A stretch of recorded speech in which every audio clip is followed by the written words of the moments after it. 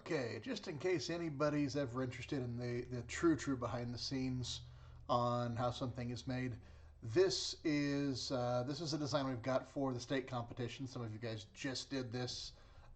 This might be in the past for some of you guys, but anyway, whenever we make things for competition, after I finish the final design, I tend to chunk things down into a lot fewer pieces, so it's something that can be done within the time allowed. But sometimes, for students, I figured it'd be interesting to see how things are built from the ground up, in case it gives you any ideas, or in case there's something there that you didn't know. So, just kind of a quickie, not quite a tutorial, but somewhere in the middle. Anyway, so kind of starting from the very ground up, we need to start building our background texture. So what I have here is just a big old splattery texture that we set to multiply and drop down to about 60% to get that there. We have, let's see, it's screen at 42. So we've got some fire sparks in here that we went ahead and set to screen for a blending mode. That takes care of the black. We dropped the opacity down to about 42%, and then we just drew a quick little gradient mask at the bottom just to fade it up from there. These white particles are just a little black and white bit of texture. Set that to screen, and that adds those in. Our big smoke here is a couple of different things. Nope, it's not. It's one thing. I take that back. I lied. That's it, screen in 75. Okay. So we've got a couple things going here. We do have, so the original looks like this. It's way too bright. It's a smart object, so we added a smart filter to it, just darkening up those blacks to really bring everything down, make this look more like just light shining in. It gets set to screen. Again, I think it was around 75 or so. And so now we've got this kind of ominous volumetric smoke. Now, just to kind of bring things in, make them a lot more cohesive, this is going to look funky, but... So, a nice way to add some noise overall is to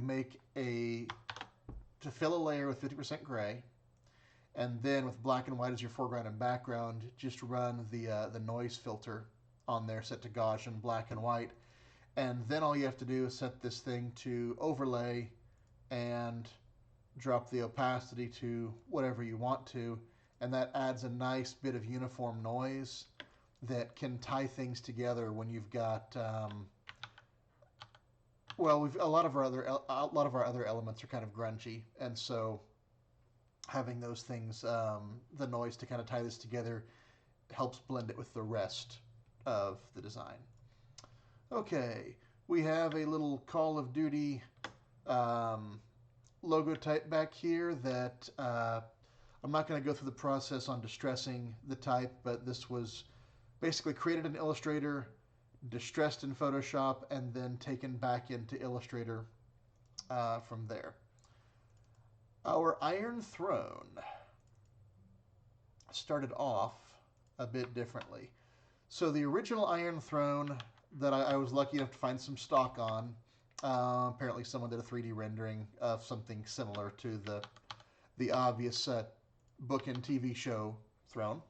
And it already had this cool smoky background, but there wasn't enough of it to do anything with. And so unfortunately, that means we got to cut the whole stinking thing out with a layer mask.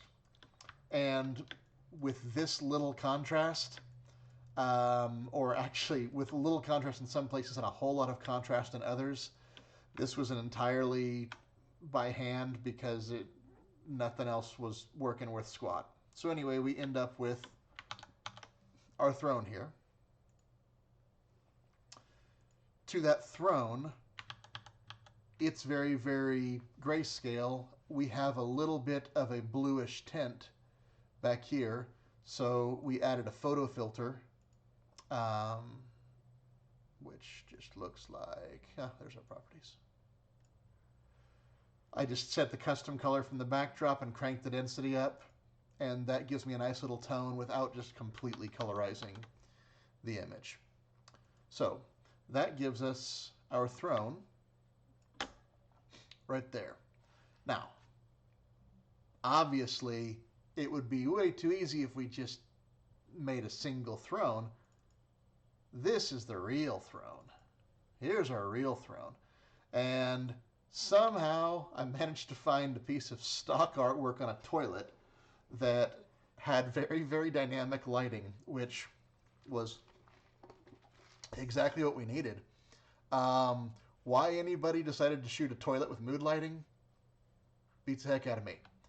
Anyway, quick mask off, and then from here we simply took it and cranked those levels up to be, nice and dramatic and grungy, threw that same photo filter over the top to give it a little bit of a bluish tint, and because everything was so clean,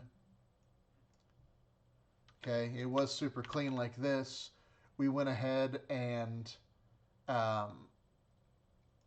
we added some noise.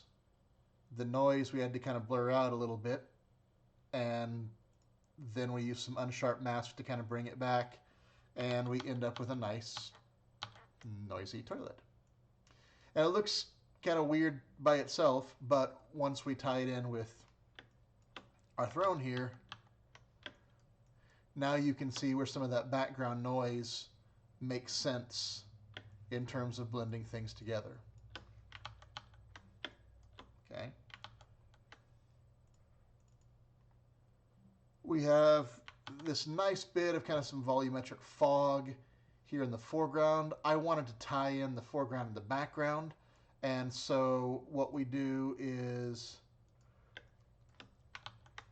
drop this guy in the foreground, kind of scoot him down until he's just covering that part, and then simply set the blending mode to screen, and that gives us our nice fog in front of here.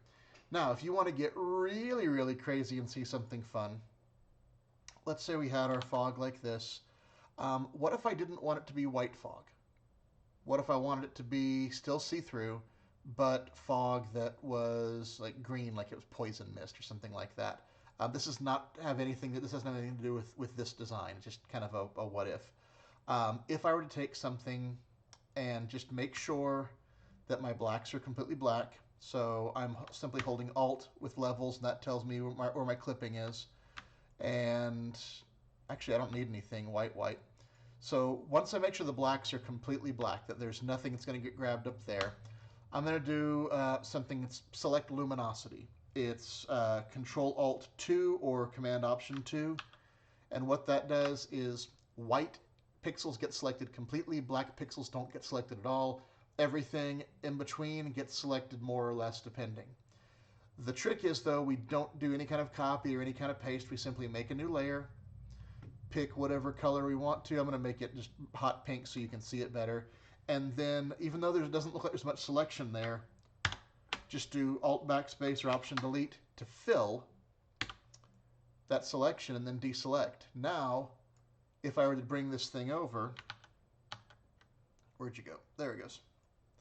And I can make it a smart object here.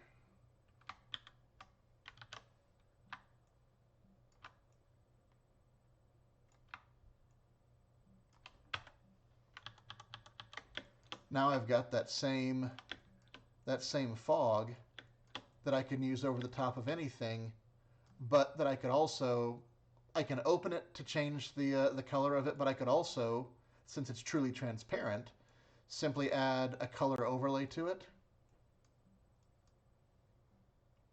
like that, and we can very, very easily change its color. We could even do a gradient overlay and have it be multicolored smoke. So there's a lot of cool things you can do, but I don't want to get too deep into it, but you get the idea. All right, let's close that guy back up again. All right, from here, where do we go? We have, yes, we've got a couple of logos in here. Once again, Created in Illustrator, distressed in Photoshop, brought back into Illustrator to make it a vector shape. And we have the War Game of Thrones. But if you notice on our original here, we've got a certain bar for cheese, and we hadn't hit our cheesiness level yet. And so I figured, well, we got to throw in toilet paper to hit our cheesy level. So where are we going to get that? Well, first of all, we have to go ahead and use a mask to get rid of the O. And let's go and find our toilet paper. So here's our toilet paper. Let's go ahead and show this thing from the get-go. Stock image of toilet paper. Woo, exciting, right? All right.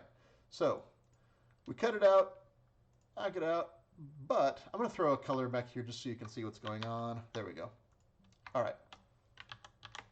So we got the toilet paper, but we want it to be on fire. So we go ahead and make a little kind of rough mask on there.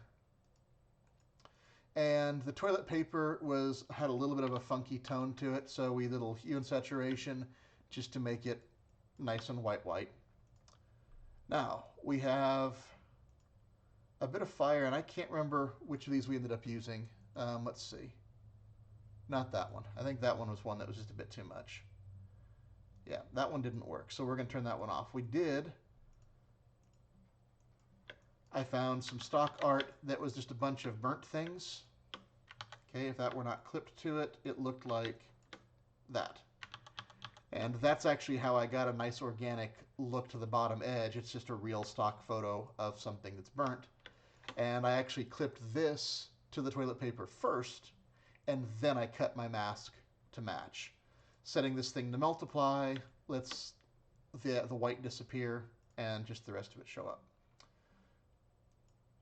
Now, we took this same piece of flame and set it to color just to get a little bit going over the top of the burns. And then we took another copy of it and simply set it to screen. Because honestly, flame in front of something white, you're not going to see it much, especially not in the daylight. But we did want to go ahead and add a little bit of smoke coming up off the top of that, because it would put off some smoke, and that also gives a little bit more visual interest. But that smoke was done the exact same way I just showed you guys how to do that fog across the bottom. And so when all's said and done, we end up with our toilet paper. And that toilet paper just got a little bit of sharpening on a smart filter, and it got, my computer's having a day, and just a tiny bit of drop shadow just to create a little bit of separation on that, and we have our toilet paper. All right. Now, where to from here? Well, for one, we have set the color in 50%. I wanted to have a little bit of other color to it aside from just the blue, blue, blue, blue, blue. So we pulled a, was it NCIS Miami, where they always had this color tint coming down from the top on all of their shots. And it was either teal or orange. So we went with orange on this one. And that's just a gradient set to color.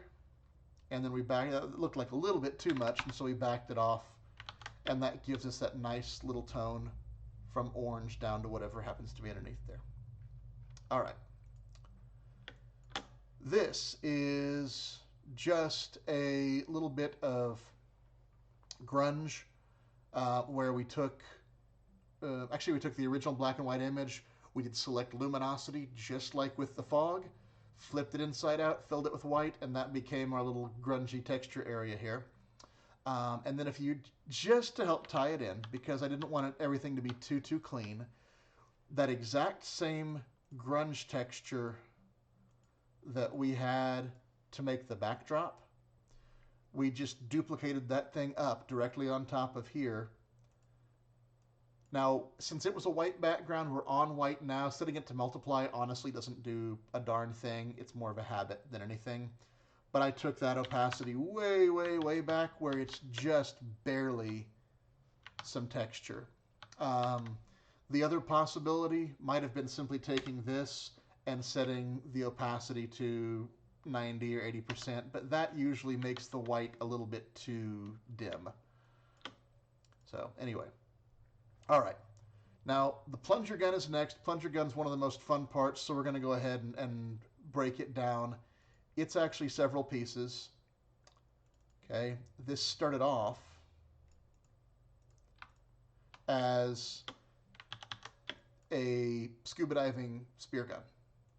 Okay, but for it to be a cool game, we didn't really want a bunch of cheesy, slick-looking plastic, and so we cut it out. By the way, on a lot of the things that you'll see me do, you'll see within a smart object a masked off version with the mask still intact, and then you'll see a cut version of it. Well, the reason for that is that a lot of times if you take a masked image, convert it to a smart object, what happens is when you start scaling it in the other document, all of these edges on the mask, well, let me start over. When we resize anything, things get anti-aliased, right? The edges get softened because that's what happens whenever it has to redraw it with different pixels. And that anti-aliasing is the same thing basically as a very, very, very slight blurring. The problem is that it has a bad habit of blurring that outermost pixel on the mask as well, and you end up with a very, very faint line running around your smart objects. I always want to have a copy of my mask so I can go back and tweak and edit it, but what I do is I mask it, I duplicate that layer, and then I apply the mask, and I leave the original layer turned off, so I still have an original mask that I can always get back to with no worries. All right. So for the next bit, we have a leather texture that I found. Okay. We tossed it onto here. Now, I did actually a little bit of a displace filter, which I'm not going to get into, to try and somewhat warp it around the handle so it looked more natural. Honestly, you cannot tell in this case. In fact, nothing I did with displace on this particular thing ended up making a ton of difference. So we'll save that one for something later. But what we did do was take this thing, set it to multiply, masked off to bring back the metal parts, and honestly, after we hit multiply, that, since it was a white thing to begin with, that was all it really needed for in here. For the barrel of things,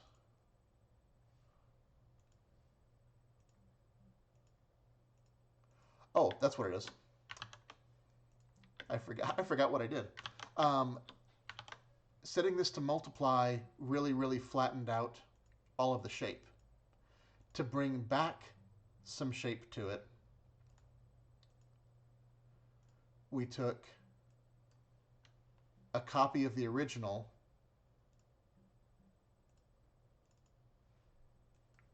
we cranked up the levels to make a lot more contrast so it'll really pop through. And then we set it to one of our contrast blending modes, in this case soft light.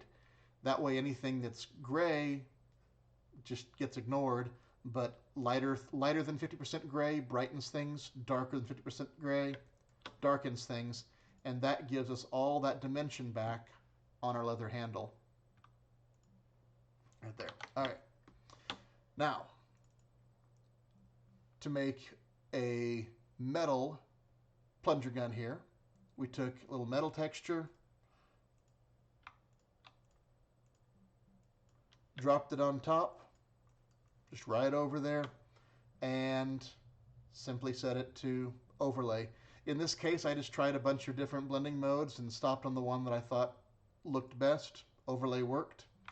And then mask it off a little bit just to keep it off of the handle.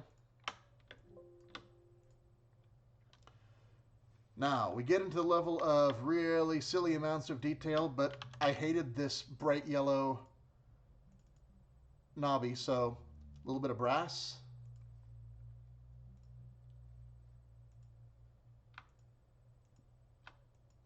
And just sticking the brass over the top.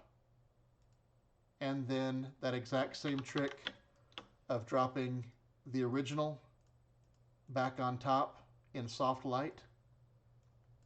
Okay, to bring the detail and the shape back to it. That's all there is on that part. But then we take our actual plunger, which is just a bathroom plunger. And because it was so slick and clean, I took a little bit of grunge texture and just dropped it on top, set to multiply, just so it wasn't quite so pristine compared to everything else. And we rotated this thing. It's just sticking back behind there. There's nothing fancy to it. The only thing we did was add just a tiny touch of shadow right there in between the two, so it looks like it was actually inserted in there. And that gives us our plunger gun with just a little drop shadow on it. From here, it gets easy. We have a little line of text down here. We have our Bitstorm Games logo that we've been using, our made-up BS5, which stands for Bean Station 5, by the way. There's our toilet paper. We have our date. And some text tossed in there. The only thing additional on this is because things tend to run a little bit darker whenever we print, we add a little levels adjustment just to bump up basically the gamma, just bump up the midtones by just a hair. We're talking about like 1.1, 1.2 instead of 1. Just opens it up a little bit, helps compensate for some of that dot gain. And that's how we end up with our Game of Thrones. So I actually had a ton of fun making this. I really hope you guys get a kick out of recreating it, and hopefully it keeps it fun for you all. Good luck with it, and we'll talk to you later.